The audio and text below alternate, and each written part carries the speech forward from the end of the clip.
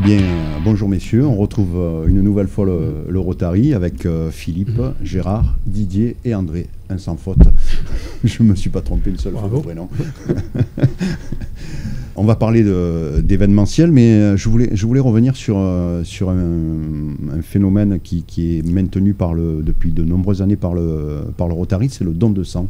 Donc Philippe, est-ce que tu peux nous parler de ces opérations qui durent depuis 23 ans Alors c'est surtout Didier qui va en parler, mais ce qui est important de savoir, c'est que le Rotary, au travers de cette action, est devenu le premier collecteur de poches de sang en Europe. L'établissement français du sang, aujourd'hui, souffre, et notamment dans la région, Didier le développera beaucoup mieux que moi, d'un manque de poches de sang. Et nous avons décidé, à l'instar de ce qu'a fait un club Rotary de Toulouse il y a quelques années maintenant, de faire l'inverse de ce que faisait l'établissement français du sang, c'est-à-dire ne pas être passif en venant poser un camion dans le parking d'une entreprise ou sur la place de la mairie en attendant que les donneurs viennent, parce que le problème de cette façon de faire, c'est qu'ils ont un fichier qui, avec le temps, peut s'appauvrir, mais qu'ils ont beaucoup de mal à capter de nouveaux donneurs. Nous avons fait exactement l'inverse, sous l'égide de Didier depuis quelques années maintenant, qui consiste à aller chercher dans la rue des gens qui, le matin même, ignoraient totalement qu'ils allaient donner du sang. Didier, je te rappelle que le racolage est interdit par la loi, d'accord, mais je sais c'est un lien avec les hôpitaux aussi. Absolument. Nous travaillons maintenant depuis 12 ans, c'est la 12e année 2021, pour aider l'établissement français du sang qui a besoin de nous, justement, comme disait Philippe, par notre dynamisme et l'énergie que nous mettons à aller chercher des donneurs et des nouveaux donneurs. Ce que nous faisons, c'est surtout pour aider les hôpitaux du Var, qui sont souvent en limite de rupture et qui sont approvisionnés pour l'essentiel par l'Île-de-France et par la région lyonnaise. Il faut le savoir. Nous sommes une région déficitaire et pendant la période de Covid, eh bien, effectivement, les choses ne se sont pas arrangées. Donc, on nous a demandé de maintenir, enfin l'établissement français du sang nous a demandé de maintenir nos collectes parce que c'est un grand besoin. Il faut savoir que pendant 48 heures, et la prochaine collecte aura lieu fin mai, eh bien pendant 48 heures, nous sommes en mesure de collecter 300 poches de sang pour les hôpitaux varois. Donc c'est extrêmement important, c'est valorisant pour nous et c'est tout à fait attendu par l'établissement français du sang pour lequel nous sommes devenus aujourd'hui un partenaire incontournable. Donc pensez à vous abonner à la chaîne L'Impact, mais surtout pensez à donner votre sang. C'est important. Dans le Var, on est déficitaire et on n'a pas l'habitude dans le Var d'être à la traîne. On va parler maintenant du Muguet de l'Espoir. L'idée, quand on est Toulonnais, on sait qu'il y a un club emblématique qui est le Rugby Club Toulonnais. Et il y a 4 ans de ça, quand j'ai pris la présidence du club, je m'étais dit que finalement, on avait probablement quelque chose à créer. On a au sein de notre club le premier producteur de muguet d'Europe. Oui. Le muguet, c'est l'emblème du club de rugby de Toulon. Et accessoirement, on a fêté la Saint-Philippe jusqu'à il y a une dizaine d'années, le 1er mai. Donc c'est une date qui m'importait. Le premier contact s'est fait avec les juristes du club, qui, lorsqu'on est allé les voir la première fois, nous ont demandé de combien d'argent nous avions besoin. Et ce sur quoi on leur a répondu qu'ils n'avaient rien compris, que le Rotary ne venait pas recevoir des choses, mais venait donner. Et qu'on ne voulait pas d'argent du tout, mais qu'on leur proposait de monter une opération emblématique pour eux et pour nous, qui permettra à l'occasion de chaque match, chaque année à proximité du 1er mai, de partir de l'idée d'offrir un brin de muguet à chacune des spectatrices et de le vendre aux spectateurs, pour collecter de l'argent pour des entreprises, pour des personnes en souffrance ou des associations caritatives qui ont besoin de nous, et en associant des grandes enseignes. C'est la passerelle avec le monde professionnel, en proposant à un certain nombre de grandes enseignes dont va parler Gérard, qui ont associé leur entreprise à une action très noble. Bon, j'ajoute, parce que Gérard le dira peut-être pas par modestie, que notre muguet porte chance, puisque les 2 dernières éditions du Muguet de l'Espoir, d'abord, se sont faites sous le soleil, contrairement à cette année où il pleuvait, et qu'à chaque fois, on met entre 7 et 8 essais aux adversaires. Donc on a un Muguet qui porte bonheur pour le club. Gérard, parle-nous un peu de cette opération. Oui, alors opération. Philippe a abordé le sujet. Donc ça s'est tenu 2 fois, ce Muguet de l'Espoir, 2018-2019. Chaque fois, un genre de fête de club. Donc il faisait beau. On a gagné par 7 ou 8 essais d'écart, soit sur Castres, soit sur Bordeaux-Bègles. Donc une très belle journée qui nous a permis de vendre pas mal de muguets, qui nous a permis la deuxième année de vendre. On avait un petit peu amélioré l'opération en faisant une loterie, une tombola. Donc c'est qui a très bien marché. Donc il y avait un scooter rouge et noir à gagner. Ça a bien fait le buzz, donc ça a été très bien. Donc 2 années qui ont marché très fort. La 3e année, évidemment, on est rentré dans la période Covid, alors qu'on était passé sur un stade beaucoup plus élevé, à savoir de Mayol au Vélodrome. Ouais. Et au Vélodrome, on avait déjà vendu 1300 packs. Stade mythique. Mythique, mais mythique. Pas pour le rugby. Donc c'était une occasion de changer un peu la donne. Donc 1300 Rotariens qui devaient tous avoir un t-shirt blanc avec le muguet de l'espoir. Et donc on avait un quart de virage, une portion d'un quart de virage réservée. Et Canal+ avait promis de nous balayer lors de la retransmission. Donc là on était très très contents. On avait une possibilité de lever peut-être environ 40 000 €, donc ça marchait très fort. Et puis bon, il y a eu ce que vous savez et qui s'est reproduit cette année, parce que cette année, ça devait être le 8 mai, toujours au Vélodrome, mais malheureusement, ça n'a pas lieu. Ouais. Alors, quel rapport avec les entreprises? C'est que très vite, on s'est rendu compte que chaque année, on n'allait pas taper à la porte des entreprises au dernier moment, etc. Donc, on a dit, on fait un club des partenaires. Donc, on a monté ça au niveau juridique, on va dire. Et puis, les partenaires que nous avions, nous les avons intégrés dans ce club, avec l'espoir évidemment d'en mettre d'autres. Ça devait marcher très fort. Et là on est vraiment un peu, pas désespéré, mais non, par le Covid. Pas désespéré. Voilà. De toute façon, je pense que l'année prochaine ça se fera, parce que la vie c'est comme ça, on rebondit toujours. Et puis le RCT, je pense, sera toujours le RCT. Il faut vivre avec de l'espoir, et l'espoir fait vivre aussi.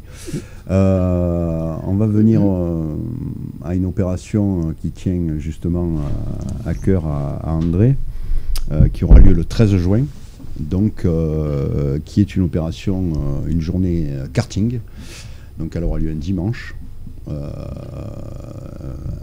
Comment ça s'est mis en place, Philippe? Comment ça s'est mis en place? Ça, c'est vraiment une idée d'André au départ, mais qui partait un peu du même principe, parce que Gérard les a pas cités, mais nous avons fédéré des entreprises d'une grande dimension, des gens comme Veolia, Colas, Charlemagne, très connus dans notre région, De Gréane, etc. C'est important de citer nos partenaires qui le méritent bien, et quelque part, j'allais dire encore... plus légitimement, à cause du Covid, on ne pouvait pas avoir le muguet de l'espoir. André a eu cette idée de dire on peut proposer aux entreprises une course de karting. À ce moment-là, ils ne vont pas acheter un espace comme sur le muguet de l'espoir sur tous les kiosques à muguet qu'on met au stade, mais ils vont acheter une voiture. Donc c'est l'idée de départ. J'ajoute juste, et là on est vraiment en phase avec André là-dessus, ce qu'on peut dire aussi en complément de ce que nous avons dit avec Gérard, c'est que l'optique, c'est pas de faire du profit. Le Rotary ne fait pas de profit. Cet argent qu'on a collecté chaque année... L'optique est de faire du profit pour donner à des... Voilà, c'est ça ce qui est important. Oui. Nous, l'argent qu'on a... C'est de faire du profit, oui, c'est pas qu'on s'amuse. Non, l'argent qu'on a récupéré nous a permis de faire des chèques importants à des associations qui accompagnent des enfants malades du sida et leurs familles, à des associations de handicapés. Ça nous a permis d'installer une station de potabilisation de l'eau dans une école au Sénégal, là où les gens en avaient... Tout ça, c'est vraiment une démarche qui est financée par ces opérations-là. André, cette journée karting. Belle journée. Ça se passe à quel endroit? Donc ça se passe au Speedcar Aïr. De Monsieur Roman. Monsieur Roman Olivier, qui nous a fait l'honneur et la gentillesse de nous accorder l'espace privatisé.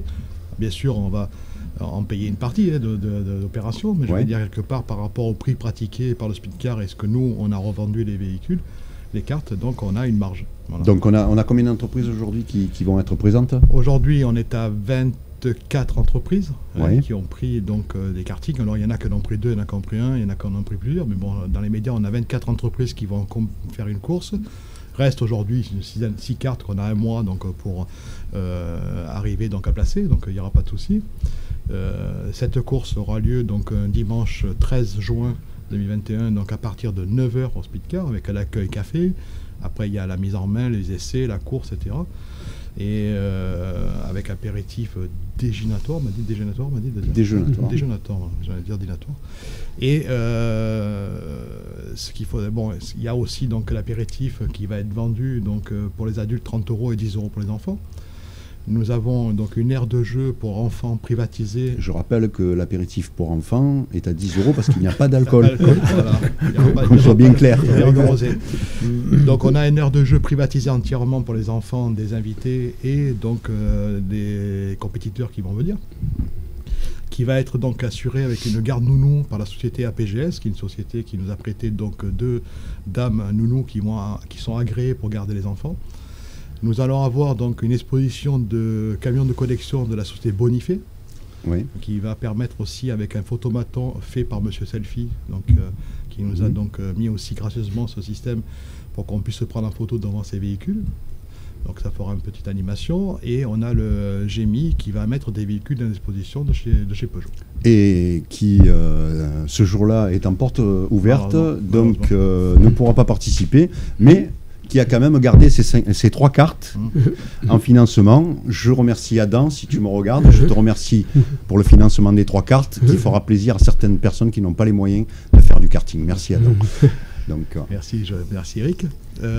Ensuite, nous allons donc avoir donc un magicien qui va être présent, comme Claude Arlequin, qui va faire donc du close-up donc dans les invités toute la matinée pour occuper donc les gens. Donc voilà. Donc là-dessus, ça permettra de faire une petite animation. On a la joie, le bonheur, et je remercie Eric, puisque Eric a mis une coquille, je vais en mettre une autre, qui malheureusement donc, ne pouvait pas le faire le plateau télé, mais qui va me le faire quand même, et que je remercie vraiment du fond du cœur, parce que ce jour-là, il aurait dû faire l'anniversaire de son fils, et que malheureusement, il ne le fera pas, il restera avec le Rotary. C'est pas l'anniversaire, c'est 31 ans, donc j'ai eu le temps d'en faire, et là, ça fait 1 an et demi que je ne l'avais pas vu. Donc. Tu sais que je te remercie, que je te dois ça, donc il n'y a pas de souci, c'est gentil. Un plateau télé de l'Impact, où tous les partenaires et tous les participants pourront donc seront mis à l'honneur en direct. Voilà. Et on pourra aussi suivre l'évolution de la course avec 2 caméras. Et aussi. On attend aussi beaucoup en espérant d'officiels.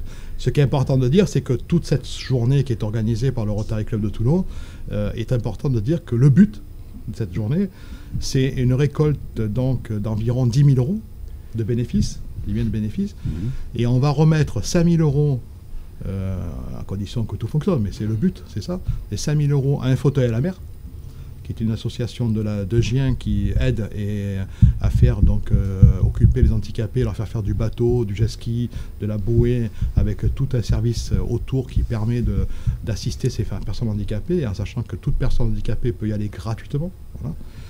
Et la deuxième partie, donc les autres 5 000 vont être remis au Resto du Cœur.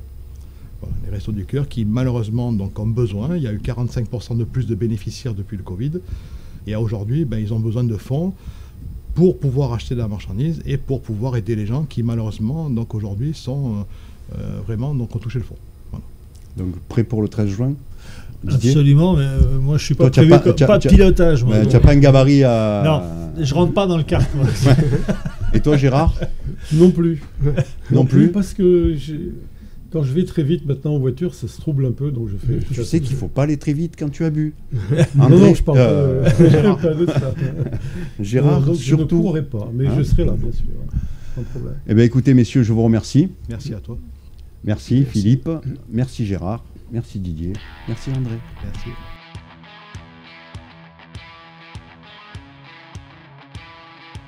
J'ai fait l'aller et le retour sans me tromper. Et maintenant que c'est terminé, je vous annonce la prochaine course en bateau sponsorisée par notre gouverneur, Monsieur Raffin.